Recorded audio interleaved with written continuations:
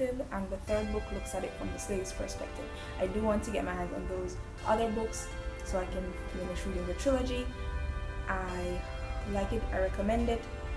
Until they managed to see the ghost, they actually caught it on tape. I don't believe they caught it on tape, but they saw the ghost. Hi, I'm Renee, welcome back to my channel, and today I am going to be talking about books. I'm going to be talking about books 9 and 10 of the 2015 reading challenge. Now, I know what the 2015 reading challenge is. It is a challenge where there is a theme for each week, and each week you choose a book based on that theme. Now, there's a GoodReads group, and it's a Twitter group, and there are so many different groups that are doing this challenge right now. You can join if you want to. You don't have to do it in order. You don't have to do all the books. You don't need to do all the books. You do as many as you can manage. It is a personal challenge to step out of your comfort zone, see how many books you can read in a year.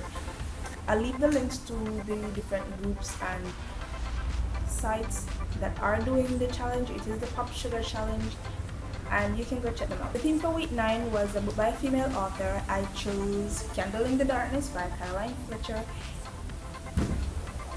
Candle in the Darkness. I chose Candle in the Darkness by Lynn Austin, and the book follows Caroline Fletcher, who is, it follows her from she's a child growing up. It's set during the Civil War period. Her father is a slave owner. She lives in the South. There are slave owners, but Caroline doesn't agree with it. She doesn't accept that black people should be slaves. So from between her love for her family, her loyalty for her family, and her love for her slaves, her father's slaves, and the black people in general, slaves in general, she doesn't agree with the slavery system, and she tries to do all that she can to put a stop to it, to help the North to win the war so slavery can end. Now, this results in a lot of horrible things happening in her life. People abandon her. It is a Christian fiction. I thought it would be cliche and blasé and so out there, but it's not. It's a really good book. It is a book of 5 stars. It is book 1 in a trilogy. The second trilogy, I believe, looks at the same Civil War from the North, from a Northern perspective, and the third book looks at it from the slave's perspective. I do want to get my hands on those other books so I can finish reading the trilogy. I like it, I recommend it. Week number 10. Oh, we're already double digits. Week number 10 was a thriller or a mystery for that week. I chose Amador Lockdown by Coral Russell. It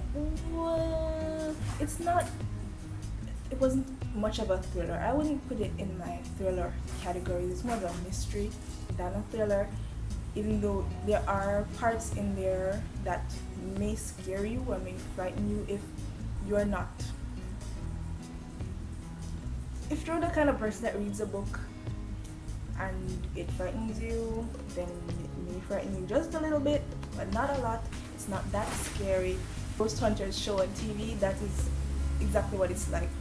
A group of people, group of friends, moonlighting as ghost hunters. They call themselves the Paranormal Posse. They get asked to answer some questions about some paranormal activity that's happening in an abandoned hotel, and they decide to check it out. They agree to check it out. They didn't really find much, but to raise money for themselves and for the hotel, they decided to do a shut-in. We spent the entire night in the hotel trying to find the ghost that was supposedly haunting the hotel, and they did in fact managed to make contact with the ghost, and a bunch of weird, crazy paranormal things happened in the hotel. They managed to see the ghost. They actually caught it on tape. I don't believe they caught it on tape, but they saw the ghost.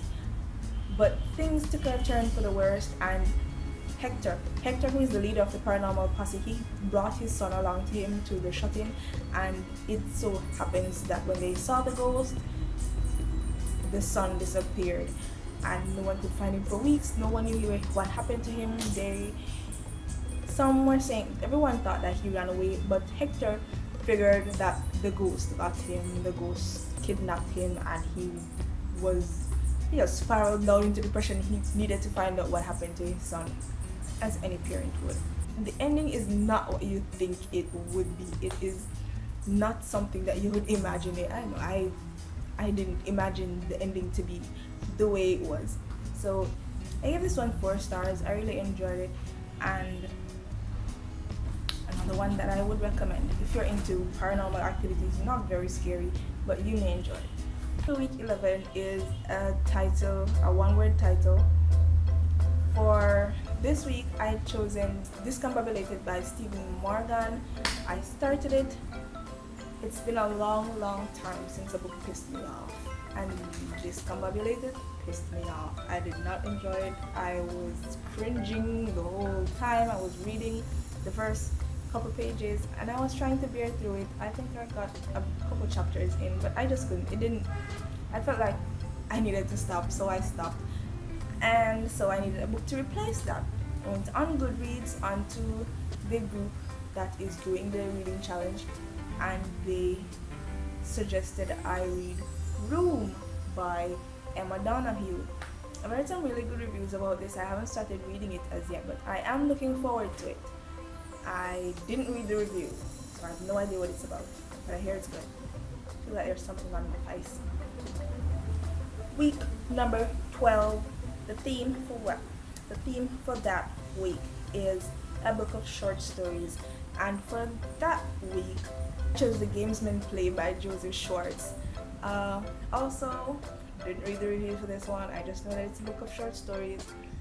I'm not big on reading book reviews before I read the book.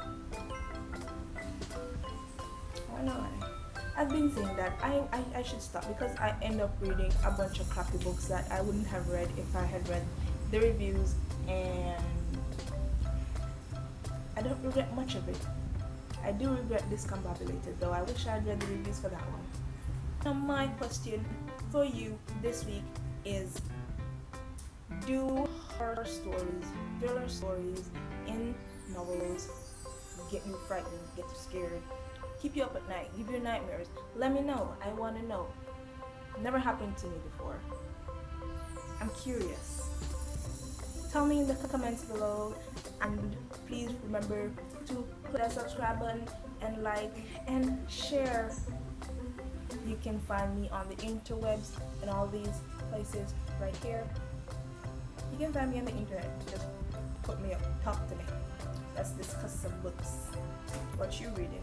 What are you reading? Tell me what you're reading. I want to know. I'm curious. I will see you in the next video. I can't see you. I'm looking at my camera, but I'll be talking to you later.